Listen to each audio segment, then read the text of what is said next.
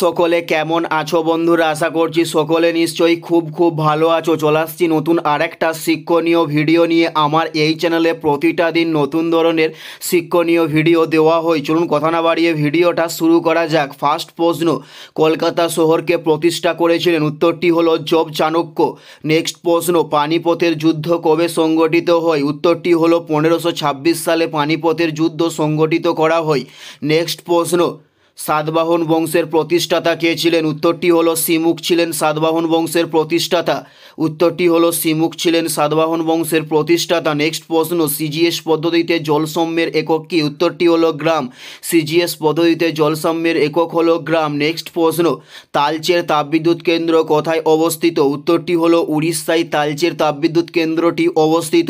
উত্তরটি হলো উড়িষ্যায়। নেক্সট প্রশ্ন, কোনটি একটি ভেক্টর রাশির উদাহরণ? উত্তরটি হলো ভরবেগ একটি ভেক্টর রাশির উদাহরণ। উত্তরটি হলো ভরবেগ একটি ভেক্টর রাশির উদাহরণ। নেক্সট প্রশ্ন, শুশুনিয়া পাহাড় কোন জেলায় অবস্থিত? উত্তরটি হলো বাঁকুড়া জেলায় শুশুনিয়া পাহাড়টি অবস্থিত। উত্তরটি হলো বাঁকুড়া জেলায়। নেক্সট প্রশ্ন, হলদিঘাটের যুদ্ধ কত সালে হয়? উত্তরটি হলো 1576 সালে হলদিঘাটের যুদ্ধ হয়। উত্তরটি হলো 1576 সালে। নেক্সট প্রশ্ন, ভারতের দক্ষিণতম স্থলবিন্দু কোনটি? উত্তরটি হলো ইন্দ্রা পয়েন্ট।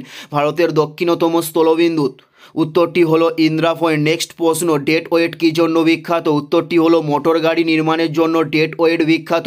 উত্তরটি হলো মোটর গাড়ি নির্মাণের জন্য। এটাই ছিল এই ভিডিওর লাস্ট প্রশ্ন। আর কোন ধরনের শিক্ষণীয় ভিডিও আপনারা প্রত্যেকে দেখতে চান অবশ্যই কমেন্টে লিখে জানাবেন। পুরো ভিডিওটা দেখার জন্য আপনাদের প্রত্যেককে আমাদের ইউটিউব চ্যানেলের পক্ষ থেকে রইল